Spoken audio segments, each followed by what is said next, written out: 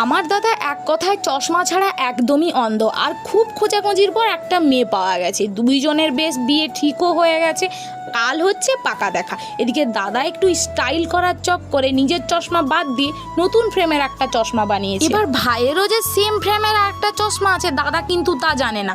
মেয়ের বাড়ি থেকে হুটোহুটি ডাকাডাকি করতে দাদা ভাইয়ের চশমা ধরেই চললো। এদিকে নিজের ভুল ঠিকই বুঝতে পেরেছে। যখন সবাই বলল যাও মেয়ের কাছে গিয়ে বসো, ও তো ভুলে মেয়ের বদলে মেয়ের মায়ের কাছে গিয়ে বসে বলছে আমি সারা জীবন তোমার খেয়াল রাখবো।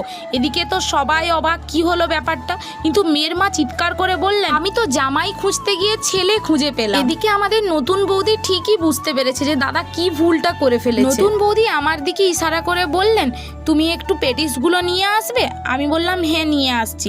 নতুন বৌদির ইশারা আমি ঠিকই বুঝতে পেরেছি। পেটিসের সঙ্গে আমি কিন্তু সঙ্গে চশমাটাও নিয়ে গেছিলাম, যেটা দাদা তাড়াতাড়ি বদলে ফেললো।